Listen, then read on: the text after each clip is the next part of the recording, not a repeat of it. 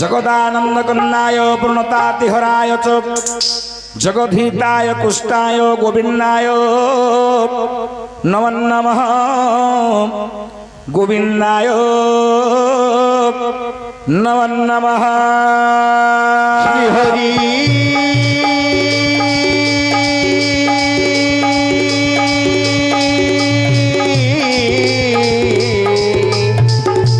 हरि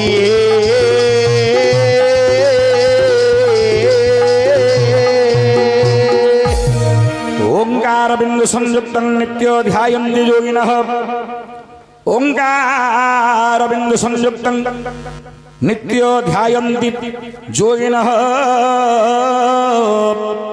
कामदं मोक्षदं चैव ओंकाराय नमो नमः ओंकाराय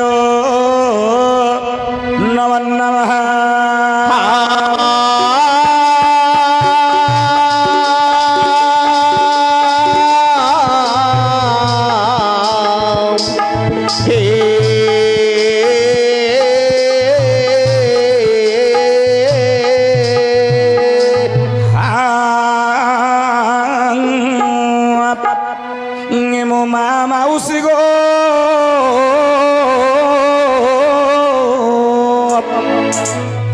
मामाउसी गो मोर सुनने मन मामाउसी माने मोर सुनने मन अति सुंदर विषय करिबा हो हो अति सुंदर विषय करिबा लगी जाओ देव देव महादेव बेस्या पासे गले वो बेचा क्यों बेस्या पासे महादेव थी अच्छा बेस्या गर्भरु क्यों संतान जनम किए छे शिवंकर प्रकृत स्त्री हे सुजन पार्वती को शिव विवाह करी छंदी ठीक पार्वती को शिव विवाह करी छंदी पार्वती गर्भरु जे किछि संतान नाही अरे पार्वती गर्भरु किछि संतान नाही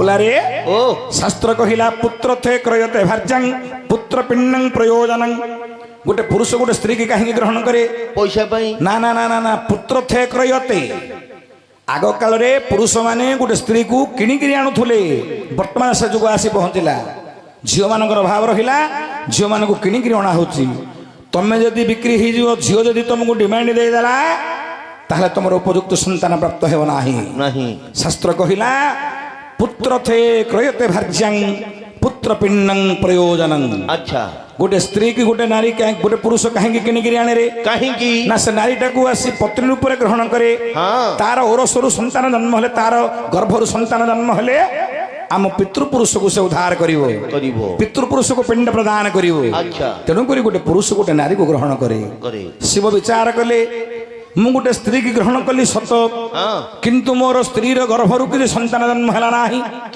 अरे गणेश जन्म होइचंदी किंतु गोटे पुराण कहिला पार्वती अंगमणिरु आ गोटे पुराण कहिला केवल भगवान शिव ब्रह्मरु कार्तिकेय जन्म हेले शिव ब्रह्मरु किंतु पार्वती गर्भरु के मध्य जन्म ही नाहंती पार्वती गर्भरु कौन से संतान जन्म ही नाहंती उपस्थित विज्ञ बंधु प्रकृत में शिव ओरसरु को नारी गर्भरु संतान जन्म होइछि अच्छा से विषय वस्तु पर आरंभ करिया सत्य जुगर गाथा अच्छा अच्छा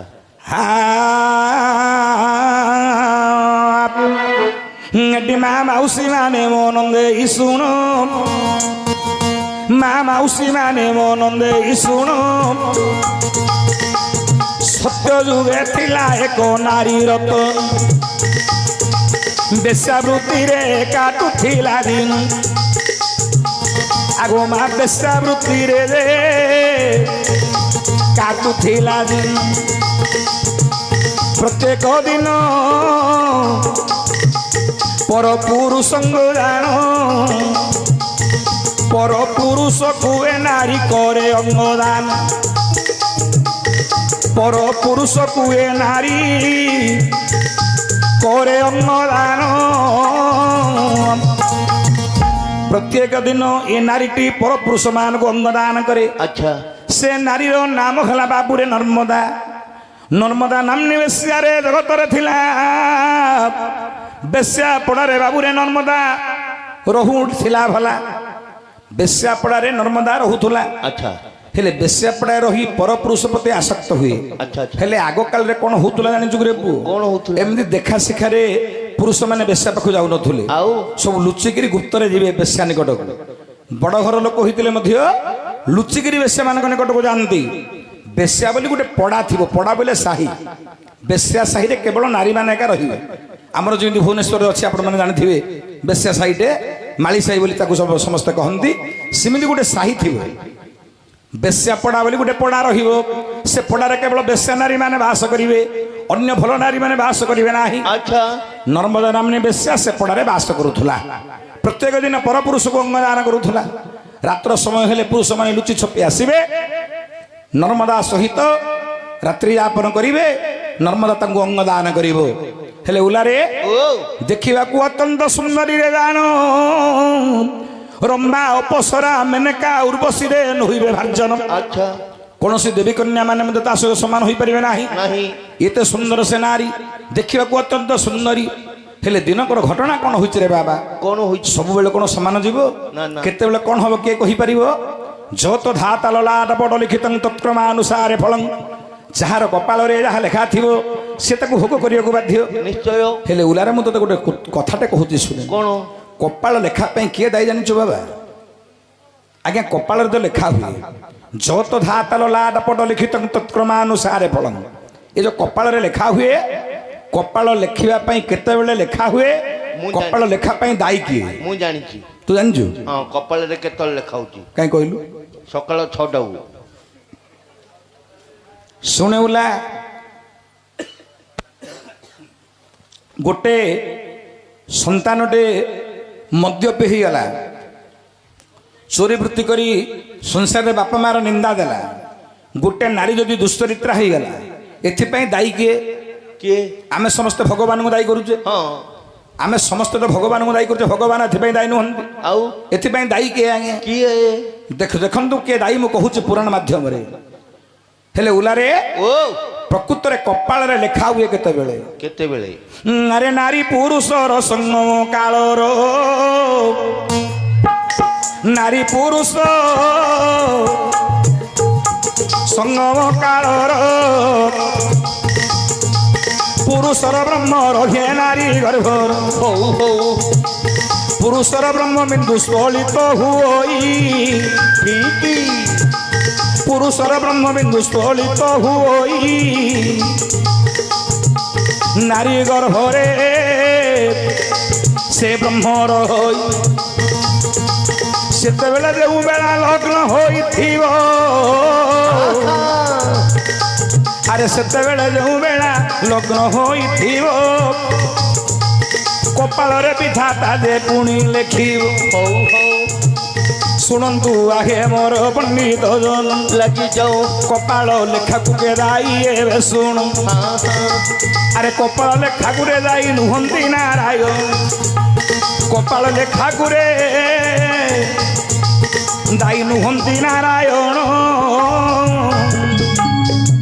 ଉପସ୍ଥିତ ମୋର ବିଜ୍ଞ ବନ୍ଧୁ ନାରୀ ପୁରୁଷର ସଙ୍ଗମ କାଳର ପୁରୁଷର ବ୍ରହ୍ମର ହୋଇ ପୁଣି ନାରୀର ଗର୍ଭର ଯେତେବେଳେ ନାରୀ ଗର୍ଭରେ ବ୍ରହ୍ମ କରଇ ଯେ ବାସ ସେତେବେଳେ ଯେଉଁ ବେଳା ଲଗ୍ନ ହୋଇଯାଇଥିବ ତ ଆଚ୍ଛା ଆଜ୍ଞା ପୁରୁଷ ସ୍ତ୍ରୀର ସଙ୍ଗମ କାଳରେ ସ୍ତ୍ରୀଟି କେତେବେଳେ କୋଉ ସମୟରେ ଗର୍ଭଧାରଣ କଲା କେହି ମଧ୍ୟ କହିପାରିବେ ନାହିଁ କେବଳ ଜଗତରେ ଜଣେ ଜାଣନ୍ତି କିଏ? ଭଗବାନ ବିଷ୍ଣୁ ମଧ୍ୟ ଜାଣିପାରନ୍ତି ନାହିଁ ଜାଣନ୍ତି କେବଳ ବେଦପତି ବ୍ରହ୍ମା ଜାଣନ୍ତି ଇଏ କେତେବେଳେ ନାରୀର ଗର୍ଭରେ ବିନ୍ଦୁରେ ସ୍ଫଳିତ ହୋଇ ରହିଲା ସେତେବେଳେ ଯୋଉ ବେଳା ଯୋଉ ଲଗ୍ନ ଯୋଉ ତିଥି ଯୋଉ ନକ୍ଷତ୍ର ଯୋଉ ବାର ହେଇଥିବ ତାକୁ ନେଇ ବିଧାତା କପାଳରେ ଲେଖିବେ ଲେଖିବ ହେଲେ ଉଲାରେ ଓ ଏଥିପାଇଁ କିଏ ଦାୟୀ ହେଲା ଆପଣମାନେ ସଙ୍ଗମ କରିବେ ଆପଣମାନେ କାମ ପିପାସା ମେଣ୍ଟେଇବେ ନାରୀମାନଙ୍କ ସହିତ ପୁରୁଷର ବ୍ରହ୍ମବିନ୍ଦୁ ନାରୀ ଗର୍ଭରେ ବାସ କରିବ ତମର ଅକାଳ କୁଷ୍ମାଣ୍ଡ ସନ୍ତାନଟେ ଜନ୍ମ ହେଲେ ତମେ ଭଗବାନଙ୍କୁ ନିନ୍ଦା କରିବ?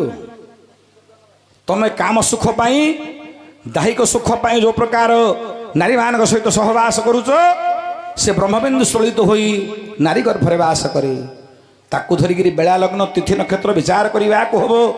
ଆଜ୍ଞା ଆଗ କାଳରେ ଗୋଟେ ରଜା ପୁଅ ରଜା ହଉଥିଲା, କାହିଁ ଏବେ ଗୋଟେ ୱାର୍ଡ ମେମ୍ବର ପୁଅ ୱାର୍ଡ ମେମ୍ବର ହେଇପାରୁନି? କାହିଁ ଗୋଟେ ମନ୍ତ୍ରୀର ପୁଅ ମନ୍ତ୍ରୀ ହେଇପାରୁନି? ନା ରଜା ମାନେ କ'ଣ କରୁଥିଲେ? ନା ବ୍ରାହ୍ମଣ ମାନଙ୍କ ନିକଟକୁ ଯାଉଥିଲେ, ପାଞ୍ଜି ଦେଖା ହଉଥିଲା। କୋ ବେଳା କୋ ଲଗ୍ନ କୋ ତିଥି କୋ ନକ୍ଷତ୍ରରେ ସ୍ତ୍ରୀ ସହିତ ରମଣ କଲେ ଉପଯୁକ୍ତ ସନ୍ତାନ ପ୍ରାପ୍ତ ହବ, ସେତେ ଦିନ ପର୍ଯ୍ୟନ୍ତ ରଜା ମାନେ ଅପେକ୍ଷା କରୁଥିଲେ। ଯେତେ ଦିନ ପର୍ଯ୍ୟନ୍ତ ରାଜଯୋଗରେ ପୁତ୍ର ଜନ୍ମ ହେବ ନାହିଁ, ସେତେ ଦିନ ପର୍ଯ୍ୟନ୍ତ ରଜା ମାନେ ଅପେକ୍ଷା କରୁଥିଲେ। ରଜା ବୁଢ଼ା ହେଇଯାଇଥିବ, ତା ପିଲାଟାକୁ 2 ମାସ ହେଇଥିବ। ନା କାହିଁକି ସେତେ ଦିନ ପର୍ଯ୍ୟନ୍ତ ରଜା ମାନେ ନାରୀ ସଙ୍ଗମ ନ କରି ଅପେକ୍ଷା କରି ରହୁଥିଲେ ଉପଯୁକ୍ତ ସନ୍ତାନ ପ୍ରାପ୍ତ କରିବା ପାଇଁ।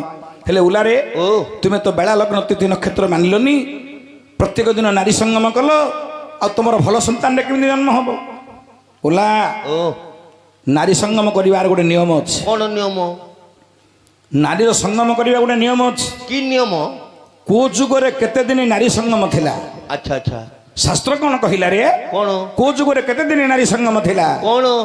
ଆରେ ସତ୍ୟ ଯୁଗରେ ବର୍ଷକୁ 1 ଦିନ, ବର୍ଷକୁ ଗୋଟେ ଦିନ। ସତ୍ୟ ଯୁଗରେ ବର୍ଷକୁ 1 ଦିନ, ନାରୀ ପୁରୁଷ ମଧ୍ୟରେ ସଙ୍ଗ। ହଉ ହଉ।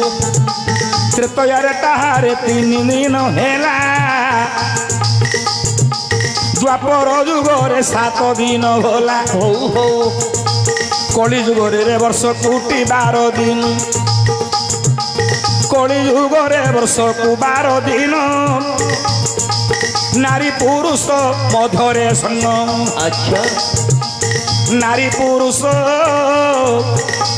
ମଧ୍ୟରେ ସଙ୍ଗ। ଆରେ ସତ୍ୟ ଯୁଗରେ ବର୍ଷକୁ 1 ଦିନ ଥିଲା ନାରୀ ସଙ୍ଗମ। ଆଚ୍ଛା, ତେଣୁକରି ସେମାନଙ୍କର ବ୍ରହ୍ମଶକ୍ତି ଅଧିକ ରହୁଥିଲା, ସେମାନେ ଏତେ ସହଜରେ ମୃତ୍ୟୁବରଣ କରୁନଥିଲେ, ତାଙ୍କର ବଳ ମଧ୍ୟ ଅଧିକ ରହୁଥିଲା। ତ୍ରେତୟା ଯୁଗରେ ବର୍ଷକୁ 3 ଦିନ ନାରୀ ସଙ୍ଗମ ରହିଲା, ଦ୍ୱାପର ଯୁଗରେ ବର୍ଷକୁ 7 ଦିନ ନାରୀ ସଙ୍ଗମ, କଳି ଯୁଗରେ ହେଲା 12 ଦିନ। ହେଲେ ତମେ ପରା 30 ଦିନ ଆହୁରି 2 ଦିନ ଅଧିକ ଦରକାର ବୋଲୁଛ, ଆଉ ତମଙ୍କର ଉପଯୁକ୍ତ ସନ୍ତାନ କୁଆଡ଼ୁ ଆସିବ? ଆଉ ତମ ଶରୀରରେ ବଳ କୁଆଡ଼ୁ ଆସିବ? ଶରୀରରୁ ବ୍ରହ୍ମକ୍ଷୟ ହେଲେ ଅଳ୍ପାୟୁ ହୋଇଯାଆନ୍ତି। ଶରୀରରେ ବ୍ରହ୍ମ ଥିଲା ପର୍ଯ୍ୟନ୍ତ ତମ ପାଖକୁ ଏତେ ସହଜରେ ମୃତ୍ୟୁ ଭେଦ କରିବ ନାହିଁ। ହେଲେ ଶରୀରର ବ୍ରହ୍ମକ୍ଷୟ ହୋଇଗଲେ ମୃତ୍ୟୁ ଆପେ ଆପେ ଚାଲି ଆସେ। ଉପସ୍ଥିତ ମୋର ବିଜ୍ଞ ବନ୍ଧୁ, କଳି ଯୁଗରେ 12 ଦିନ ନାରୀ ସଙ୍ଗମ ସ୍ତ୍ରୀ ମାନଙ୍କ ସହିତ। ଆଚ୍ଛା। ହେଲେ ଉଲାରେ ଜଗନ୍ନାଥ ଦାସ ଭାଗବତରେ ପଦେ କହିଲେ। ଆଚ୍ଛା, କ'ଣ ବୋଲି? ଦେଖ 12 ମାସକୁ 12 ଥର, ସେଥିରୁ କିଛି ଉଣା କର। ଓ ମାବା ସ୍ୟାରେ ସଂକ୍ରାନ୍ତି, ନ ଯିବ ନାରୀ କର କତି। ସୋମବାରରେ ଗୁରୁବାର, ନ ଧରିବ ନାରୀ ଶରୀର। ଜଗନ୍ନାଥ ଦାସ ଭାଗବତରେ କହିଲେ 12 ମାସକୁ 12 ଥର ବୋଲି, ଯୋଉ 12 ମାସକୁ ଦିନକୁ ମାସକୁ ଥରେ ହେଲା, 12 ମାସକୁ 12 ଥର ସେଥିରୁ କିଛି ଉଣା କର। এইটা ମୁଁ କାହିଁ କିଛି ବୁଝିପାରିଲିନି। ଆରେ କ'ଣ ଉଣା କରିବ ରେ? କ'ଣ? ଆରେ ନାରୀ ସଙ୍ଗମ କରିବାକୁ ଯଦି ଯିବ ତମେ ସନ୍ତାନ ଉତ୍ପତ୍ତି କରିବା ପାଇଁ, ଆଚ୍ଛା ଆଚ୍ଛା ଶୁଣେ ମୁଁ କହୁଛି ତାର ନିୟମ କ'ଣ। ଆଚ୍ଛା, ନାରୀଟି ଋତୁସ୍ରାବ ହବ। ଋତୁସ୍ରାବ ହେଲେ 7ମ ଦିନ ପର୍ଯ୍ୟନ୍ତ ନାରୀ ପାର୍ଶ୍ୱରେ ମାରିବ ନାହିଁ, ଯିବନି। 7 ଦିନ ପର୍ଯ୍ୟନ୍ତ ନାରୀ ପାଖକୁ ଯିବନି। ଯେଉଁ ଦିନ 8ମ ଦିନ ପ୍ରବେଶ ହୋଇବ, ନାରୀ ନିକଟକୁ ବାବୁରେ ପ୍ରବେଶ କରିବ। ଆଚ୍ଛା, ଯିବା ପୂର୍ବରୁ ଦେଖିବ ସେଦିନ ବାର କ'ଣ ଅଛି। ସୋମବାର ହେଇଥିଲେ ଯିବ ନାହିଁ, ଗୁରୁବାର ହେଇଥିଲେ ଯିବ ନାହିଁ, ଅମାବାସ୍ୟା ହେଇଥିଲେ ଯିବ ନାହିଁ, ସଂକ୍ରାନ୍ତି ହେଇଥିଲେ ଯିବ ନାହିଁ, ପିତୃଶ୍ରାଦ୍ଧ ହେଇଥିଲେ ଯିବ ନାହିଁ। କୌଣସି ଏମିତି ପର୍ବପର୍ବାଣୀ, ଗଜାନନଙ୍କର ଜନ୍ମ ହଉ, ରାଧାଷ୍ଟମୀ ହଉ, ପ୍ରଥମାଷ୍ଟମୀ ହଉ, ଏଗୁଡ଼ାକରେ ଯିବ ନାହିଁ। ଓଲାରେ ଆଉ ପର ଘରେ ବାସ କରିଥିଲେ ନାରୀ ସଙ୍ଗମ କରିବ ନାହିଁ। କ'ଣ ବୁଝିଲୁ? ତମେ ସ୍ୱାମୀ ସ୍ତ୍ରୀ ଜଣଙ୍କ ଘରକୁ ଯାଇଛ, ଆଚ୍ଛା, ସେଠି 2 ଜଣ ସମ୍ପର୍କ ରଖିବନି। ଇଏ ହେଉଛି ଶାସ୍ତ୍ର ନିୟମ। ଆଚ୍ଛା ଆଚ୍ଛା, ତୁ ମାନଛୁ? ତେଣୁକରି ଅକାଳ କୁଷ୍ମାଣ୍ଡ ଗୁଡ଼ାକ ସବୁ ଜନ୍ମ ହୁଅନ୍ତି। ମୋର ତ ମାଇପ ଶାସ୍ତ୍ର ନାହିଁ। କ'ଣ କହିଲା ରେ? ନା 12 ମାସକୁ 12 ଥର ସେଥିରୁ କିଛି ଉଣା କର। ଯଦି ଉଣା କରିବ ଉପଯୁକ୍ତ ସନ୍ତାନ ପ୍ରାପ୍ତ ହେବ। ଆଜ୍ଞା ଧରିନିଅ ଆପଣମାନେ 8ମ ଦିନ ନାରୀ ନିକଟରେ ପ୍ରବେଶ କଲେ, ସେଦିନ ଉତ୍ତମ ବାରଟେ ହେଇଛି ଆଜ୍ଞା। ବେଳା ଲଗ୍ନ ତିଥି ନକ୍ଷତ୍ରକୁ ଦେଖି ପ୍ରଥମ ପ୍ରହରରେ ନାରୀ ସଙ୍ଗମ କେବେ ନ କରିବ, ଦ୍ୱିତୀୟ ପ୍ରହର ହୋଇଥିଲେ ନାରୀ ପାସ୍ ଯିବ। ଦ୍ୱିତୀୟ ପ୍ରହର ଆଉ ତା ପାଇଁ ଟାଇମ୍ ମଧ୍ୟ ଅଛି ରେ ବାପା, ଖାଲି ସେମିତି ପଳେଇଲେ ହବନି, ହବନି ବୁଝିଲେ ହବ ନା। ଖାଲି ମନ ଇଚ୍ଛା ନାରୀ ସଙ୍ଗମ କଲେ ହବ କି ରେ? ଶୁଣୁଲା ହଁ ସବୁ ଅଛି, ସବୁ ଯାକ ଖୋଳିକିରି ଭାଇଲେ ସବୁ ଯାକ ବାହାରିବ, ବୁଝିଲା। ହେଲେ ଶୁଣେ, ନାରୀ ସଙ୍ଗମ କରିବ ଯଦି ଅଷ୍ଟମ ଦିନ ନାରୀ ସଙ୍ଗମ କରିବ, ଯଦି ନାରୀ ସେଦିନ ଗର୍ଭବତୀ ହେଇଥିବ, ପୁରୁଷର ବ୍ରହ୍ମବିନ୍ଦୁ ଶୋଳିତ ହେଇକିରି ନାରୀର ଗର୍ଭରେ ରହିକି ବାସ କରିଥିବ, ସେଦିନ କିଏ ଜନ୍ମ ହବ ଜାଣିଛୁ? କିଏ? ପୁଅ ହବ ନା ଝିଅ ହବ? ପୁଅ। ଯୁଗ୍ମ ଯୁଗ୍ମ ଯୁଗ୍ମ କାହାକୁ କହନ୍ତି ନା ଅକ୍ଷରକୁ ଅକ୍ଷର ମିଶିଗଲେ, 8 ହୋଇଗଲା, ଅକ୍ଷର ମିଶିଗଲା, ସେଠି ଝିଅଟେ ଜନ୍ମ ହବ। ଅଯୁଗ୍ମ ଯଦି ହବ, ଯଦି 9 ଦିନ ନାରୀ ନିକଟକୁ ଯିବ, ସେଦିନ ଯଦି ଭଲ 12 ତିଥି ନକ୍ଷତ୍ର ପଡ଼ିଛି, ତାହେଲେ ପୁତ୍ର ସନ୍ତାନ ଜନ୍ମ ହବ। 10 ଦିନରେ ଗଲେ ଝିଅ, 11ରେ ଗଲେ ପୁଅ, 12ରେ ଗଲେ ଝିଅ, 13ରେ ଗଲେ ପୁଅ, 14ରେ ଗଲେ ଝିଅ, 15ରେ ଗଲେ ପୁଅ, 16ରେ ଗଲେ ଝିଅ, 17ରେ ଗଲେ ପୁଅ। ସେଇଠୁ ଆଉ ଝିଅନି 15 ଦିନ ପର୍ଯ୍ୟନ୍ତ କା, 7ରୁ 15 ଦିନ, 8 ଦିନ, ନହେଲେ 15 7 ମିଶେଇ ଦେବ 22 ଦିନ। 15 ଦିନ ଭିତରେ ନାରୀ ସଙ୍ଗମ କରିବ, ଯଦି ଭଲ 12 ନକ୍ଷତ୍ର ପଡ଼ିଥିଲା ସନ୍ତାନ ଯୋଗ୍ୟ କରିବା ପାଇଁ, ନହେଲେ ନାରୀ ସଙ୍ଗମ କରିବ ନାହିଁ। କରିବ ନାହିଁ। ଏତିକି କରିଥିଲେ ଭଲ ସନ୍ତାନ ଜନ୍ମ ହବ। ଆଚ୍ଛା। ହେଲେ ଉଲାରେ ଓ ତେଣୁକରି ଶାସ୍ତ୍ର କହିଲା କାହାର କପାଳରେ କ'ଣ ଲେଖା ଅଛି, କେତେବେଳେ କ'ଣ ହବ କିଏ କହିପାରିବ ଆଜ୍ଞା? କିଏ କହିବ? ଲୋକ ଯାଉଛନ୍ତି ଝୁଟିକିରି ପଡ଼ିକିରି ମରି ଯାଉଛନ୍ତି, ତେଣୁକରି କାହାର କପାଳ ଲେଖାକୁ କିଏ କହିପାରିବ ନାହିଁ। ସେଦିନ ନର୍ମଦା ନାମ୍ନୀ ବେଶ୍ୟା କ'ଣ କରିଛି? କ'ଣ? ପ୍ରଭାତ ସମୟରୁ ଉଠିଲା, ସ୍ନାନ କରିବା ପାଇଁ ଗଙ୍ଗା ତଟକୁ ଯାଉଛି। ଆଜ୍ଞା ଯିବା ସମୟରେ ହେଲା କ'ଣ ରେ? କ'ଣ ହୋଇଛି? ଗଙ୍ଗା ତଟକୁ ଯାଉଛି ସ୍ନାନ କରିବା ପାଇଁ। ରାତିରେ ପରପୁରୁଷ ସହିତ ଗମନ କରି ଦିନରେ ଗଙ୍ଗା ତଟରେ ସ୍ନାନ, ଆଉ ପାପ ରହିଲା କି ଶରୀରରେ? ଧର୍ମବନ୍ତ ପୁରୁଷ ହେଇଗଲା, ସେ ଧର୍ମତ୍ୱ ନାରୀ ହେଇଗଲା। ଉପସ୍ଥିତ ମୋର ବିଜ୍ଞ ବନ୍ଧୁ, ଆଚ୍ଛା ଗଙ୍ଗା ତଟକୁ ସ୍ନାନ କରିବାକୁ ଯାଉଛି ନର୍ମଦା। ଆଚ୍ଛା ଆଚ୍ଛା। ସେତେବେଳେ କ'ଣ ଦେଖିଲ ଜାଣିଛୁ? କ'ଣ ଦେଖିଲା? ନା ଗୋଟେ ସ୍ୱାମୀ ସ୍ତ୍ରୀ 2 ଜଣ ଗୋଟେ ସନ୍ତାନକୁ କୋଳରେ ଧରିଛନ୍ତି, ଗୋଟେ ସନ୍ତାନଟିକୁ କୋଳରେ ଧରିକିରି ଯାଉଛନ୍ତି ଗଙ୍ଗା ତଟକୁ ସ୍ନାନ କରିବା ପାଇଁ। ଗଙ୍ଗା ତଟକୁ ସ୍ନାନ କରିବା ପାଇଁ ଗୋଟେ ସନ୍ତାନକୁ ଧରିକିରି ଯାଇଛନ୍ତି। ଆଜ୍ଞା ପୁଅଟେ ଧରି ସ୍ୱାମୀ ସ୍ତ୍ରୀ 2 ଜଣ ଗଙ୍ଗା ତଟକୁ ସ୍ନାନ କରିବାକୁ ଯାଉଛନ୍ତି। ଆଚ୍ଛା ଆଚ୍ଛା। ହେଲେ ଛୋଟ ପିଲାମାନଙ୍କର ବୁଦ୍ଧି ଯେଉଁ ନାଟ ଲାଗିଛି, ସେ ଆ ଆ ହଉଛି, ସେମିତି ପିଲାମାନଙ୍କର ବୁଦ୍ଧି ଟିକେ ଅଲଗା ଅଲଗା ବୁଝିଲୁ। ଚାପଡ଼ାଟେ ବାଜିଆଉ ଧୀର ରହିଲା। ସେମିତି ପିଲାମାନେ ଯଦି ନଦୀର ବାଲିକି ଦେଖିଦେବେ, ମା କୋଳରୁ ଡେଇଁ ପଡ଼ିବେ। ଏ କ'ଣ କଲା, ଏ ଯେଉଁ ସନ୍ତାନଟି କୋଳରେ ଧରିଥିଲେ ସେ ଦମ୍ପତି ଦ୍ୱୟ, ସନ୍ତାନଟି ଡେଇଁ ପଡ଼ିଲା ନଦୀ ବାଲିରେ ଧାଇଁ ଧାଇଁ ଗଲା। ତାପରେ ଜଳ ମଧ୍ୟରେ ପ୍ରବେଶ ହୋଇଗଲା। ଆଚ୍ଛା। କେତେବେଳେ ବାଲି ଗଣ୍ଡେ ଫିଙ୍ଗି ଦେଉଛି, କେତେବେଳେ ପାଣି ଟିକେ ଫିଙ୍ଗି ଦେଉଛି, କେତେବେଳେ ଏମିତି କ'ଣ କରୁଛି। ଏସବୁ ଦୃଶ୍ୟ ଦେଖୁଥିଲା କିଏ? ନର୍ମଦା। ମନ ମଧ୍ୟରେ ବିଚାର କଲା ନର୍ମଦା, ଏତେ ସୁନ୍ଦରୀ ନାରୀ ରୂପରେ ବିଧାତା ମତେ ଜନ୍ମ ଦେଲା, ହେଲେ ମୋ କୋଳରେ ଗୋଟେ ସନ୍ତାନ ହୋଇପାରିଲା ନାହିଁ। ଶାସ୍ତ୍ର କ'ଣ କହିଲା ରେ? କ'ଣ? ନା ଯୋଉ ନାରୀର ସନ୍ତାନ ଯୋଗ୍ୟ ନାହିଁ, ସେ ନାରୀ ପ୍ରକୃତରେ ନାରୀପଣକୁ ଯୋଗ୍ୟ ନୁହେଁ। ଠିକ ଓଲାରେ ଓ ଆମର ଗୋଟେ ଶ୍ଲୋକ ଲେଖା ହେଲା, କ'ଣ ବୋଲି? ରାଜା ଧର୍ମ ବିନା ଦ୍ୱିଜ ଶ୍ରୁତି ବିନା। ପଞ୍ଚକବ୍ୟ ଶ୍ଲୋକର ପଞ୍ଚପଦରେ କବି କହୁଛନ୍ତି, ରାଜା ଧର୍ମ ବିନା ଦ୍ୱିଜ ଶ୍ରୁତି ବିନା, জ্ঞান বিনা যোগী না, মিত্র সত্য বিনা, হয় গতি বিনা, বৈডর্য জ্যোতির বিনা, যুধ সুর বিনা, তপব্রত বিনা, গীতঞ্চ কণ্ঠ বিনা, নারী পুত্র বিনা, আচ্ছা নর হরি বিনা। পঞ্চকব্য পদর পঞ্চম পদরে কবি কহিলে, কোন নারী জন্ম পাইছ যদি সংসারে, পুত্র সন্তান যদি জন্ম ন কল, তোম নারী জন্ম ধিক। ঠিক মানব জন্ম পাইছ মহিমণ্ডল মধ্যরে, হরিনাম যদি ন কহিল কণ্ঠরে, তোমার মানব জন্ম ধিক। নারী কি পুত্র আবশ্যক, আউ নর জন্ম পাইলে হরিনাম আবশ্যক। আচ্ছা আচ্ছা। হেলে উলারে ও যেতবেলে বিচার কলা নর্মদা, সে পুত্র স্নেহরে বায়াণী হয়েগলা। বিচার কলা এমিতি মোর গোটে সন্তান জন্ম হইলে হই নথান্তা কি, হেলে মু গোটে বেশ্যা নারী হয়েগলি, মু কেমিতি হেবি, মু বিবাহ কেমিতি করিবি, মনস্থ কলা বেশ্যা। আচ্ছা কোন? নর্মদা বেশ্যা কলা, গঙ্গা তটরে রহি গঙ্গা জলরে হস্তরে ধরিলা, সত্য সত্য ত্রিবার সত্য পুনি নর্মদা করিলা। কহিলা কোন সত্য কলা রে? কোন সত্য কলা?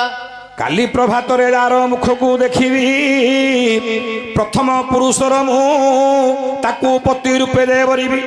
কোন কোন? সকাল উঠু উঠু যাকু দেখিবি মু তাকু পতি রূপে বরণ করিবি। হে মহাপুরু মতে দেখি দো, মতে বিবাহ পড়ু।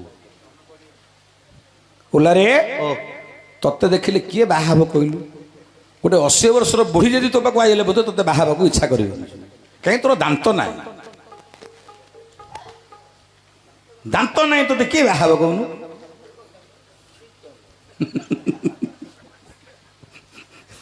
ଉପସ୍ଥିତ ମୋର ବିଜ୍ଞ ବନ୍ଧୁ ଓଲା ଓ କଣ ହେଲା ଶୁଣି କଣ ନହେଲା କହୁନ। ନର୍ମଦା ସତ୍ୟ କରିଦେଲା କାଲି ପ୍ରଭାତରେ ଯାହାକୁ ଦେଖିବ ସେ ବାହା ହେଇ ପଡ଼ିବ। ହଁ। ଯାହାକୁ ଦେଖିବ ସେ ପ୍ରଥମରେ ଉଠୁ ଉଠୁ ମୁହଁ ଦଉ ଦଉ ଯାହା ମୁହଁକୁ ଦେଖିବ ସେ ତାକୁ ବାହା ହେଇ ପଡ଼ିବ। ନାଇଁ କି ତୁ ଭାବୁଛୁ ମତେ ଦେଖିଦେଲେ ମତେ ବାହା ହେଇ ପଡ଼ିଥାନ୍ତା। ହଉ ହଉ ତୋ ଭାଗ୍ୟ କାହିଁ ସେଟା। ନର୍ମଦା ଭଳିଆ ଦେବୀକୁ ତୁ କୁଆଡ଼େ ବାହା ହେଇପାରିବୁ ରେ ମୂର୍ଖ।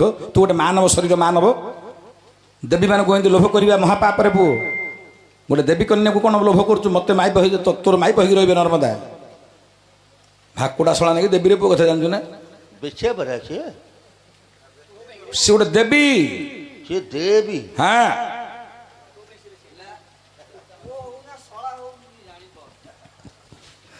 ଓଲାରେ ଓ ଶୁଣେ କଣ ହେଇଛି ଜାଣିଛୁ ବାବା? କଣ ନ ହେଇଛି? ନର୍ମଦା ସତ୍ୟ କରିଦେଲା, ମନ ଦୁଃଖରେ ପଳେଇ ଆସିଲା ଘରକୁ। ଆଚ୍ଛା ଆଚ୍ଛା ଘରକୁ ପଳେଇ ଆସିଲା।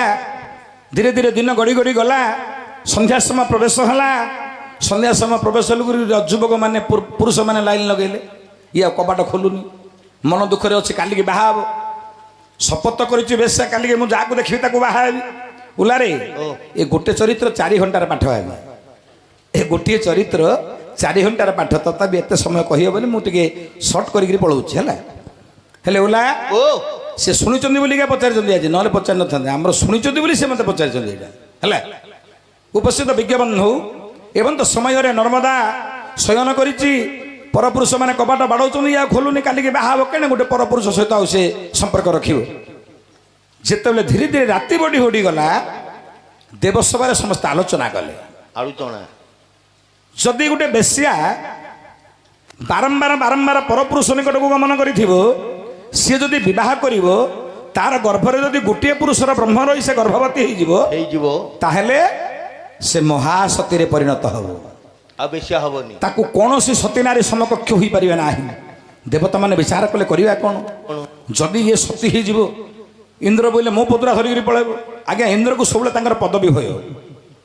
ଆଜିକାଲି ଯେମିତି କେତେ ନେତା ଅଛନ୍ତି ପଦପ୍ରତି ଭୟ, କାଳେ ପଦବୀଟା ପଳେଇବ, ସେମିତି ଇନ୍ଦ୍ରଙ୍କର ସଦା ସର୍ବଦା ପଦବୀ ଉପରେ ଭୟ। ଆରେ କିଏ ତପସ୍ୟା କଲେ ମୁଁ ପଦବୀଟା ଧରି ପଳେଇବ ବୋଲି ଭୟରେ ଇନ୍ଦ୍ର କ'ଣ କଲେ? ଠିକ୍ ଅଛି ବୋଲି ବିଚାର କଲେ। ସବୁ ଜାଗା ଦେବତା ମିଶିଲେ, ଭଗବାନ ଶିବଙ୍କ ନିକଟରେ ପହଞ୍ଚିଲେ। ଆଚ୍ଛା ଆଚ୍ଛା ଶିବ ବୋଲି କୁଆଡ଼େ ଆସିଲେ ରେ ବାପା? ଅଧରାତ୍ରିରେ କ'ଣ ହେଲା ରେ? କି ଖାଇବନି ପିଇବନି ଶୋଇଦେବନି କି ରେ ବାପା? କ'ଣ ହେଇଛି ତମର ରେ? କଣ ହେଇଛି? କାହିଁକି? ନାଇଁ ଭଗବାନ, ନା ମର୍ତ୍ତମଣ୍ଡଳର ଗୋଟେ ମାନବୀ ପ୍ରତ୍ୟେକ ଦିନ ପରପୁରୁଷ ନିକଟକୁ ଗମନ କରେ। ସେ ଆଜି ସତ୍ୟ କରିଛି, କାଲିକି ଯାହାକୁ ଦେଖିବି ବିବାହ କରିବି, ତାର ଗର୍ଭରେ ଗୋଟେ ସନ୍ତାନ ଜନ୍ମ ହବ। ସେ ସତ୍ୟ କରିଛି। ଯଦି ସେ ବିବାହ କରିଦେବ, ଯଦି ତା ଗର୍ଭରୁ ଗୋଟେ ସନ୍ତାନ ଉତ୍ପତ୍ତି ହେଇଯିବ, ହେଲେ ସେ ତ ସତୀ ହେଇଯିବ। କ'ଣ କରିବା? ମହାପ୍ରଭୁ କହିଲେ କଣ କରିବା? ଶିବ ମଧ୍ୟ ବିଚାର କଲେ। ସତ କଥା ଏକା ଦେବତା ମାନେ କହୁଛନ୍ତି, କାଳେ ଇନ୍ଦ୍ର ଆସନ ଧରି ପଳେଇବ। ତେଣୁକୁ ଇନ୍ଦ୍ରକୁ ସବୁଦିନ ଇନ୍ଦ୍ରକା ରହିବେ, ଏଇଟା ଗୋଟେ ସତ୍ୟ ହୋଇଛି ତାଙ୍କର। ଆଉ ଗୋଟେ କିଏ ଆସି ଇନ୍ଦ୍ର ହେଇଯିବ, ବଡ଼ ଅସୁବିଧା ହବ। କ'ଣ କରିବା? କଣ? ସବୁ ଯାକ ଦେବତାଙ୍କର କଥା ଶୁଣିଲେ ଶିବ ବୋଇଲେ ତମେ ଭୟ କରନ। ଏବେ ଦେଖ ରାତି ଘଣ୍ଟେ ହେଇଛି, ତମେ ଭୟ କରନ, ତମେ ଘରକୁ ଯାଅ, ସେ କଥା ମୁଁ ବୁଝୁଛି। ମୁଁ ସେଟା ବନ୍ଦ କରିବି, ତମେ ଯାଅ। ହଁ ଏ ସମୟରେ କ'ଣ ହେଲା ରେ ବାବା? କଣ? ଧୀରେ ଧୀରେ ବାବୁ ରାତି ପାହି ପାହି ଗଲା, ପାହି ପାହି ଗଲା।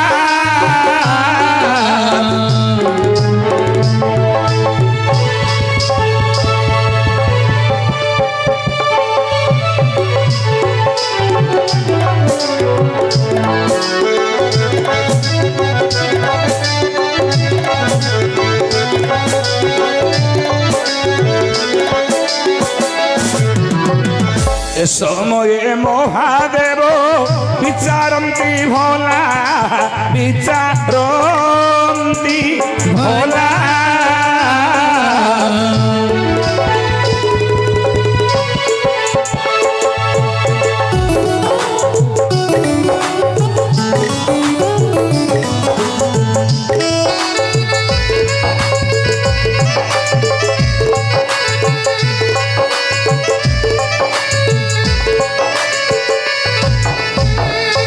ଉପସ୍ଥିତ ମୋର ବିଜ୍ଞବନ୍ଧୁ ମହାଦେବ ମନ ମଧ୍ୟରେ ବିଚାର କଲେ, ମୁଁ କରିବି କ'ଣ? କଣ କରିବି? ସେତେବେଳେ ମହାଦେବ କ'ଣ କଲେ ରେ? କଣ କଲେ? ନିଜର ରୂପଟିକୁ ଶିବ ପରିବର୍ତ୍ତନ କରିଦେଲେ। କୁଷ୍ଠରୋଗୀ ରୂପଟିଏ ଧାରଣ କରିଲେ। আচ্ছা ଗୋଡ଼ ଗୁଡ଼ାକ ବାବୁରେ ଗୋଥଡ଼ା ହୋଇଗଲା। ଦେହ ମଧ୍ୟରୁ ପୁଣି ରକ୍ତ ପୁଜ ଦେ ବହିଲା। আচ্ছা ପୋକ ସାଲୁ ବାଲୁ ବାବୁ ଶରୀର ହୋଇଲେ। ଦୁର୍ଗନ୍ଧ ଶରୀରରୁ ଶିବ କଣ କଲେ ନିଜର ରୂପଟିକୁ ପରିବର୍ତ୍ତନ କରିଦେଲେ। ଶରୀର କୁଷ୍ଠରୋଗୀ ଗୋଥଡ଼ା ଗୋଡ଼ ରୂପ ହେଲା ଏବଂ ଶରୀର ମଧ୍ୟରୁ ରକ୍ତପୁଜ ଗୁଡ଼ାକ ଶୋଣିତ ହେଲା। ପୋକ ଗୁଡ଼ାକ ସାଲୁ ବାଲୁ ହେଲେ। ମାଛି ଗୁଡ଼ାକ ଗଣ ଗଣ ହେଉଛନ୍ତି। ଦୁର୍ଗନ୍ଧମୟ ଶରୀର ଏବଂ ରୂପ ଧରି ଭଗବାନ ଶିବ କଣ କଲେ ରେ ନା ରାତି ପାଇବା ପୂର୍ବରୁ ବିଚାର କଲେ ମୁଁ ଆଗ ବେଶ୍ୟା ଦ୍ୱାରା ଯାଇ ପହଞ୍ଚିବି। ଏବଂ ତ ସମୟରେ କଣ ହେଲା ରେ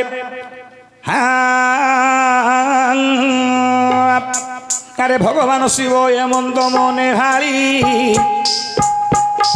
আরে ভগবান শিব হে হেমন্ত রূপ ধরি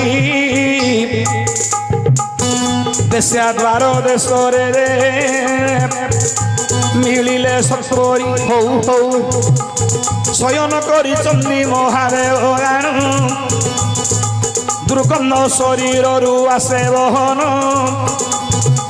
ধীরে ধীরে বাবু যেতবেলে রাত্র পাহিলা পলঙ্ক মধ্যରୁ রে বেশা উঠিলা। হৌ হৌ মুহ যাইণ বাবু ধূপ করিলা। মন মধ্যে বিচারিলা হে নারায়ণ আজ মু পতিକୁ କରିବି ବରଣ। ଯେଉଁ ପୁରୁଷକୁ ପ୍ରଥମେ ଦେଖିବି ପତି ରୂପରେ ଯାଇ ସେ ପୁରୁଷକୁ ବରିବି। ଠିକି ପତି ରୂପରେ ଯାଇଣ ସେ ପୁରୁଷ ବରିବି। ଭଗବାନଙ୍କୁ ମୁଣ୍ଡିଆଟିଏ ମାରିଦେଲା। ମୁହଁ ଧୋଇଦେଲା ବେଶ୍ୟା ନର୍ମଦା ନାମ୍ନୀ ବେଶ୍ୟା। ତାପରେ ଆସିଲା ଆଜ୍ଞା କବାଟକୁ ଧୀରେ ଧୀରେ ଖୋଲିଲା। আচ্ছা ଯେତେବେଳେ କବାଟ ଧୀରେ ଧୀରେ ଖୋଲିଛି ଦେଖିଲା କଣ ରେ কোন ଏକ ମନୁଷ୍ୟ ଶୟନ କରିଛି ତାର ଦେହରୁ ଦୁର୍ଗନ୍ଧ ଆସୁଛି।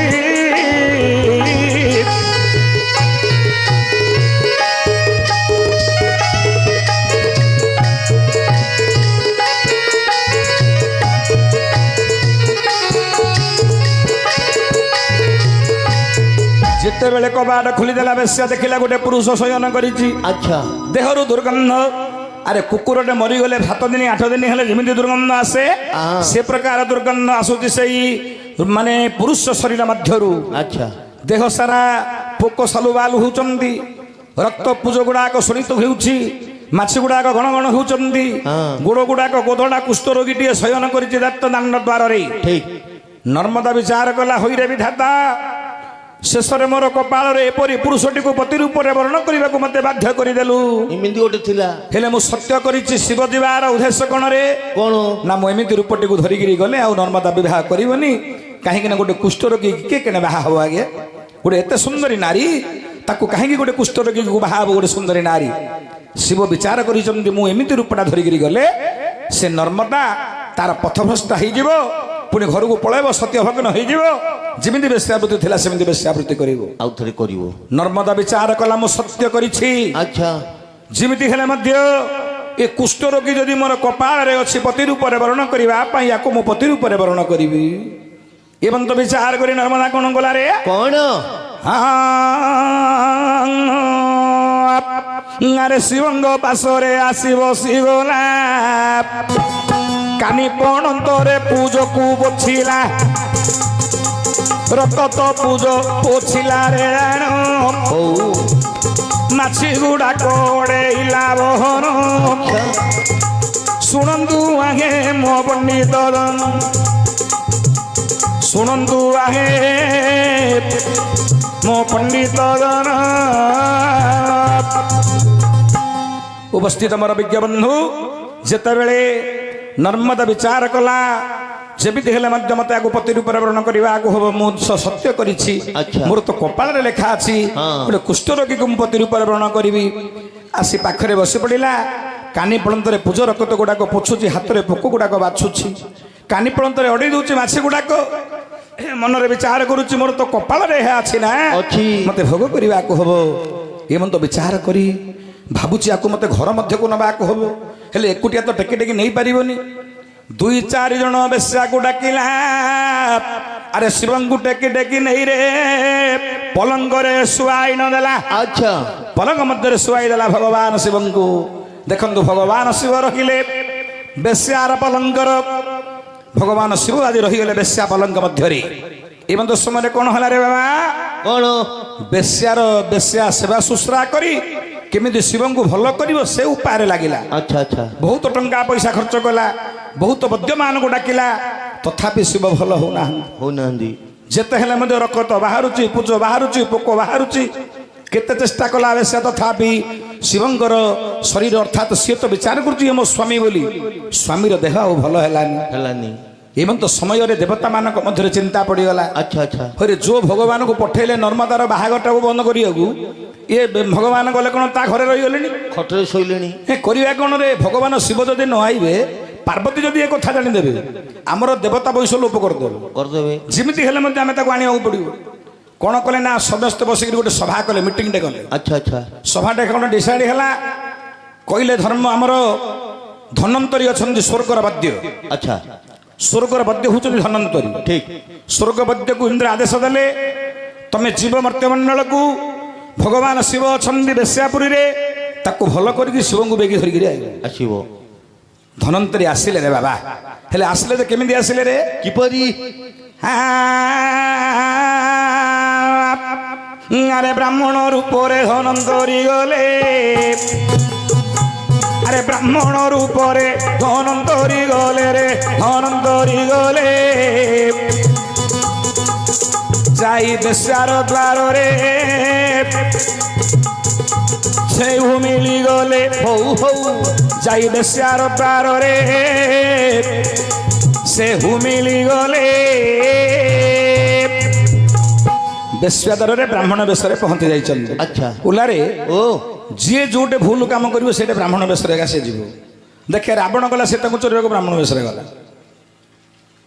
ଭୀମ ଅର୍ଜୁନ ଯେତେବେଳେ ଯାଇଛନ୍ତି କୃଷ୍ଣଙ୍କ ସହିତ ଦରାସନ୍ଧ ସହିତ ଯୁଦ୍ଧ କରିବାକୁ ସେ ବ୍ରାହ୍ମଣ ବେଶରେ ଏକା ଗଲେ ଯାଇଛନ୍ତି ଯିଏ ଯିବ ବ୍ରାହ୍ମଣ ବେଶରେ ସମସ୍ତେ ସମ୍ମାନ ଦିଅନ୍ତି ବୋଲି ସେ ରୂପଟାକୁ ଧରିଲେ ତେଣୁ ବ୍ରାହ୍ମଣ ବେଶରେ ଗଲେ ଧନନ୍ତରୀ ପହଞ୍ଚିଗଲେ ନର୍ମଦା ନାମ୍ନୀ ବେଶ୍ୟାର ଦ୍ୱାର ଦେଶରେ ଆଚ୍ଛା ଆଚ୍ଛା ଯେତେବେଳେ ବ୍ରାହ୍ମଣର କଣ୍ଠ ଶୁଣିଦେଲେ ନର୍ମଦା କଣ କଲେ ରେ ବାପା କଣ କଲେ ଶୁଣେ ବାପା ତୁମେ ସିନା ବ୍ରାହ୍ମଣ ମାନଙ୍କୁ ଦେଖିଲେ ଅହଙ୍କାର କରୁଛ କଥା କଥାକେ ଟି ହେଇଯାଉଛ ଏସବୁ ଠିକ ନାହିଁ ରେ ପୁଅ ସମୟ ଆସିବ ନିଜେ ନିଜେ ଜାଣିଦେବ କହିବା ଆବଶ୍ୟକ ନାହିଁ ବ୍ରାହ୍ମଣ ମାନଙ୍କ ପ୍ରତି କେତେ ଭକ୍ତି ଥିଲା ଆଗ କାଳେ ଜାଣିଛୁ ବର୍ତ୍ତମାନ ରଜାମାନଙ୍କ ଶାସନ ହେଲା ପରେ ଆଜ୍ଞା ବ୍ରାହ୍ମଣ ମାନଙ୍କ ସମ୍ମାନ ଥିଲା ଯୋଉଦିନ ଠାରୁ ମନ୍ତ୍ରୀମାନେ ଶାସନ କଲେ ବ୍ରାହ୍ମଣ ମାନଙ୍କର ସମ୍ମାନ ପଳେଇଲା କାହିଁକି ଏମାନେ ସବୁ ଭୋଟ ଲାଳସାରେ ଯୋଉଠୁ ଭୋଟ ମିଳିବ ସେଟା ସବୁ ଜାଗା ଦେଲେ ବ୍ରାହ୍ମଣ ମାନେ ଏକତ୍ରିତ ନୁହନ୍ତି ଆଚ୍ଛା ତେଣୁ ବ୍ରାହ୍ମଣ ମାନଙ୍କୁ ଆଉ କୌଣସି ସରକାର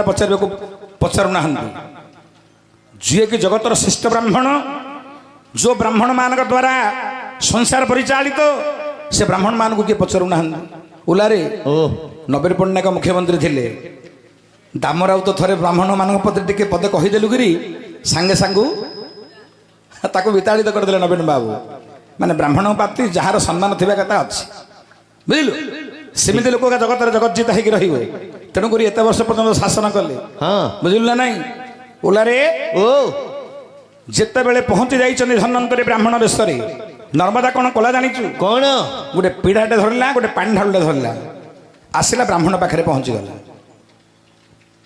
ବ୍ରାହ୍ମଣକୁ ଠିଆ କରିଦେଲା ପିଢ଼ା ଉପରେ ପାଦ ଦିଟାକୁ ଧୋଇଦେଲା ଜଳରେ ହାତ ଧରିଲା ତାଙ୍କର ପାଦ ଜଳ ପାନ କଲା ହାତ ଦିଟା ଧରିକିରି ଘରକୁ ଡାକି ଧରିକିରି ଗଲା ଆଚ୍ଛା ଓଲାରେ ଏମିତି କାହିଁକି କଲା ଜାଣିଛୁ କାହିଁକି ଏମିତି କହିବାର ଗୋଟେ କାରଣ ଅଛି କଣ ନର୍ମଦା ମନରେ ବିଚାର କରିଥିଲା ମତେ କେତେ ପରପୁରୁଷ ସ୍ପର୍ଶ କରିଛନ୍ତି ମୋ ଶରୀର ଅପବିତ୍ର ଯଦି ବ୍ରାହ୍ମଣ ଜଳ ଟିକେ ମୋର ପାଦୁକା ଟିକେ ଗର୍ଭରେ ପଡ଼ିଯିବ ତାହେଲେ ମୁଁ ପବିତ୍ର ହେଇଯିବି ତେଣୁକରି ବ୍ରାହ୍ମଣ ପାଦ ଜଳ ପାନ କଲା ମନରେ ବିଚାର କଲା ମୁଁ ବାହା ହେଲା ପରେ ମୋ ଘର ମନ୍ଦିର ମୁଁ ଯଦି ବାହା ହେବି ମୋର ଘର ମନ୍ଦିର ମୁଁ ବାହା ହେଇଗଲିଣି ହଁ। କେତେ ପରପୁରୁଷ ମୋ ଘରକୁ ଆଇଛନ୍ତି ମୋ ଖଟରେ ଶୟନ କରିଛନ୍ତି ଆଚ୍ଛା ଆଚ୍ଛା ମୋ ସ୍ୱାମୀ ମୋ ଘରେ ଶୟନ କରିଛନ୍ତି ଏବେ ଏ ଘରଟାକୁ ମନ୍ଦିର କରିବାକୁ ହେଲେ ବ୍ରାହ୍ମଣର ପାଦ ଧୂଳି ମୋର ଘରେ ପଡ଼ିବାକୁ ହବ ହବ ଓଲାରେ ଓ ଜଗତରେ 3 ଜଣଙ୍କର ପାଦ ଧୂଳି ପବିତ୍ର ସଂସାରରେ କାର କାର ମା ମାନେ ଭଉଣୀ ମାନେ ମନେ ରଖ ଜଗତରେ 3 ଜଣଙ୍କର ପାଦ ଧୂଳି କେବଳ ପବିତ୍ର ସଂସାରରେ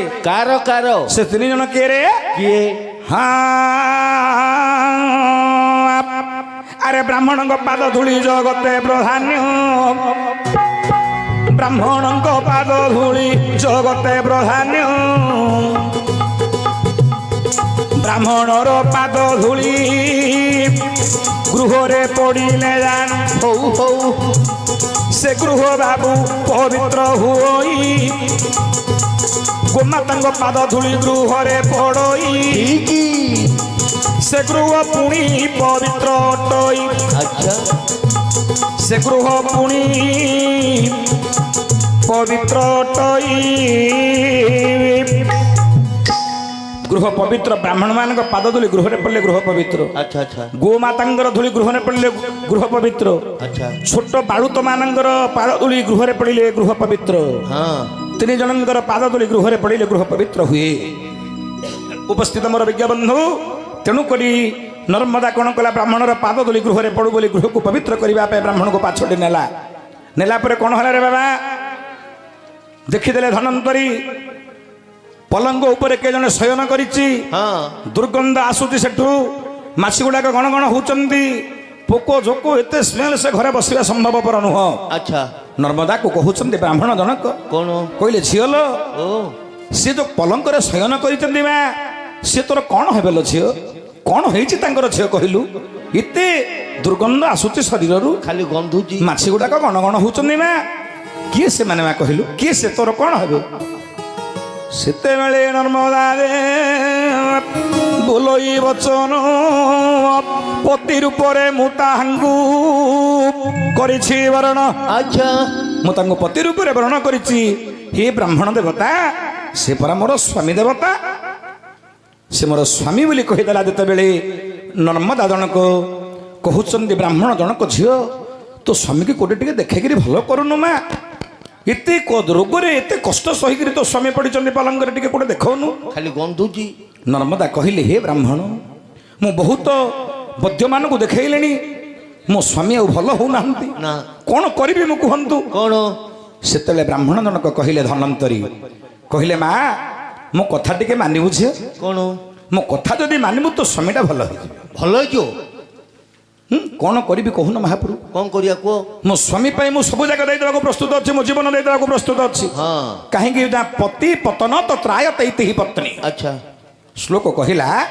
ପତି ପତନ ତ ତ୍ରାୟତେ ଇତି ହି ପତ୍ନୀ ପତିକୁ ଯିଏ ପତନ ମୁଖରୁ ଉଦ୍ଧାର କରିପାରିଲା ସେ ହେଉଛି ପତ୍ନୀ ପତିକୁ ପତନ ମୁଖରୁ ଉଦ୍ଧାର ନ କରିପାରିଲେ ସେ ପତ୍ନୀ ମୂଳକୁ ଯୋଗ୍ୟ ନୁହଁ ତେଣୁ ବିଚାର କରୁଛି ନର୍ମଦା ମୋ ସ୍ୱାମୀକି ଯେମିତି ହେଲେ ମୁଁ ମୋତେ ବଞ୍ଚାଇବାକୁ ହବ କ'ଣ ଯେତେ କଷ୍ଟ ହେଲେ ମଧ୍ୟ ସହିବି ମୋ ସ୍ୱାମୀ କେମିତି ବଞ୍ଚିବେ କହନ୍ତୁ ସେତେବେଳେ ବ୍ରାହ୍ମଣ ଦେ ବୋଲନ୍ତି ବଚନ ରକତ ପୂଜ ଶରୀର ରୋଗ ବହଇ ତତ୍କ୍ଷଣ ହଁ ନିଜର ଜିହ୍ୱାରେ ମାଗ ରକତ ପୂଜକୁ ଚାଟିବୁ ଜିହ୍ୱାରେ ଚାଟି ଚାଟି ଗୋ ଗର୍ଭକୁ କ୍ଷେପଣ କରିବୁ ଏ ଜିଭରେ ରକତ ପୂଜ ଗୁଡ଼ାକ ଚାଟିବୁ ପୋକ ବସିଥାଉ ମାଛି ବସିଥାଉ ଯାହା ଥିଲେ ମଧ୍ୟ ରକତ ପୂଜ ପୋକ ମଶା ମାସି ଯାହା ଥିଲେ ମଧ୍ୟ ତୁ ତାକୁ ଗର୍ଭ ମଧ୍ୟକୁ ସେବନ କରିବୁ ମନରେ ଛି ଛି କରିବୁନି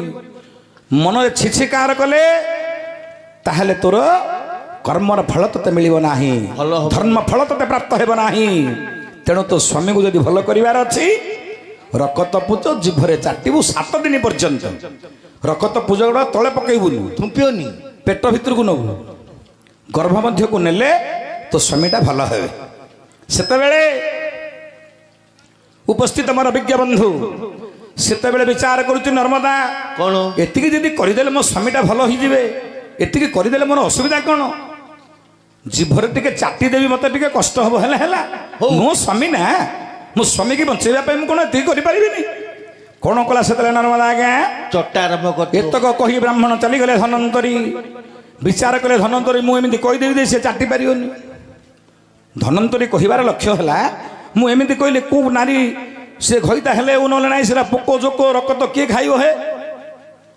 ତେଣୁକରି ଏମନ୍ତ ବିଚାର କରି କହିଛନ୍ତି ଧନନ୍ତରୀ ନର୍ମଦା କଲା କ'ଣ ସେଇ ବ୍ରାହ୍ମଣର କଥାକୁ ପାଳନ କରି ଆଚ୍ଛା ଜିଭାରେ ରକତ ପୂଜ ପୋକ ଚାଟି ଚାଟି ତାକୁ ଗର୍ଭମଧ୍ୟକୁ କ୍ଷେପଣ କଲା। ଗର୍ଭମଧ୍ୟକୁ କ୍ଷେପଣ କରିବା ପରେ କହିଥିଲେ ବ୍ରାହ୍ମଣ 7 ଦିନ ଅନ୍ତେ ଗୋଟେ ସୁନ୍ଦର ଯୁବକ ରୂପରେ ପ୍ରତିଷ୍ଠିତ ହେବେ ତ ସ୍ୱାମୀ ଯଦି ଜିଭରେ 7 ଦିନ ପର୍ଯ୍ୟନ୍ତ ତଳେ ନ ଫିଙ୍ଗି ପେଟ ଭିତରକୁ ନ ଚାଟୁ। ଉପସ୍ଥିତ ମୋର ବିଜ୍ଞ ବନ୍ଧୁ ସେଇ ନର୍ମଦା ଜିଭାରେ ଚାଟି ଚାଟି ନିଜ ସ୍ୱାମୀକୁ ଭଲ କରିଦେଲା। ରକତ ପୂଜ ପୋକ ସବୁ ଖାଇକିରି ସ୍ୱାମୀକୁ ଭଲ କରିଦେଲା। କାହିଁ ଯେତିକି ସ୍ତ୍ରୀ ଏଇଠି ବଇଛ କାହିଁ କିଏ ଜଣେ କାହିଁ ମୁଣ୍ଡରେ ହାତ ଦେଇକିରି କହିଦେଲ କାର ଘଇତାକୁ କିଏ ଏମିତି ଚାଟିକିରି ଭଲ କରିଦେବ। ଜ୍ୱର ଟିକେ ହେଇଥିଲେ ତମେ ଭଲ କରିପାରୁନ। ଝାଡ଼ା ଯାଇକିରି ଯଦି ସେତରେ ଝାଡ଼ା ହେଇଗଲା ଏମିତି କ'ଣ ଝାଡ଼ା ପଡ଼ିଦେଲ ବୋଲି କହୁଛ। ତମେ ଜିଭରେ ଚାଟିକିରି ଖାଇପାରିବ? ଆରେ ପାଡ଼ି ଦେଲେ ଛି ଛି କରୁଛ ରେ ତମ ଲଜ୍ଜା ଶରମ ଲାଗିବା କଥା। ତମ ଘଇତା କି ତମର ସ୍ୱାମୀ କି ତମର ପୁଅ କି ତମ ବାପା ଯଦି ପାଡ଼ି ଦବ ଛି ଛି ଗନ୍ଧୁଛି ବୋଲୁଛ ତମେ। ଆଉ ତମେ ଆଉ ରକତ ପୂଜ ଖାଇବ କ'ଣ? ପାଡ଼ଟାକୁ ତ ଗ୍ୟାସଟାକୁ ସମ୍ଭାଳି ପାରୁନି। ହଁ ଉପସ୍ଥିତ ମୋର ମା ମାନେ ଭଉଣୀ ମାନେ ଶୁଣ ଜଗତରେ 2ଟା ନାରୀ ଥିଲେ ଆଜ୍ଞା।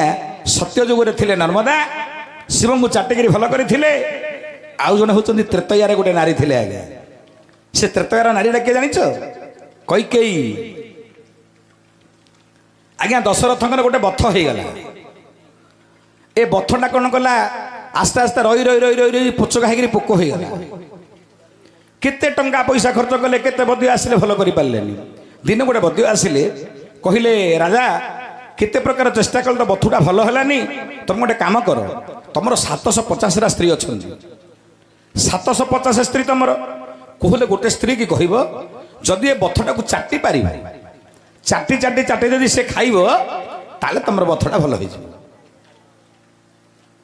ସେତେବେଳେ 750 ଜଣ ସ୍ତ୍ରୀ ଅଛନ୍ତି ଦଶରଥଙ୍କର କିଏ ମଧ୍ୟ କରିବା ପାଇଁ ପ୍ରସ୍ତୁତ ହେଲେନି ଆଜ୍ଞା।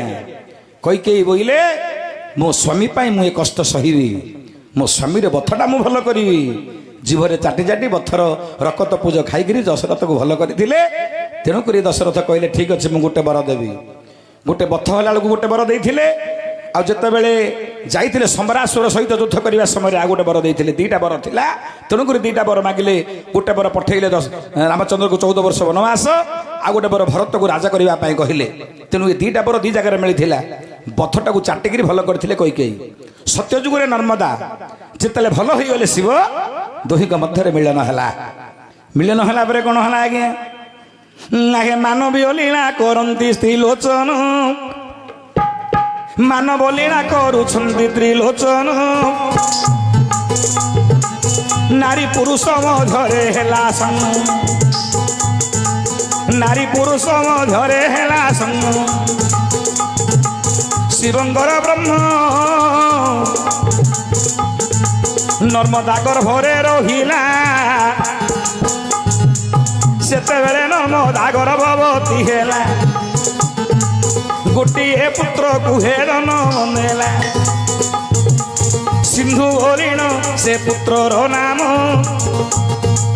ସିନ୍ଧୁ ବୋଲିଣ ସେ ପୁତ୍ରର ନାମ। ପୁଣି ଶିବଙ୍କ ନର୍ମଦାଙ୍କର ହେଲା ରମ। ଆଉ 1 ବର୍ଷ ପରେ ଏକ କନ୍ୟା ଜନ୍ମ। ସେ କନ୍ୟା ରତନର ନାମ ସୁଜନ। କାବେରୀ ବୋଲିଣ ପୁରାଣେ ବନ। ନର୍ମଦା ଗର୍ଭରୁ କାବେରୀ ଜନ୍ମ।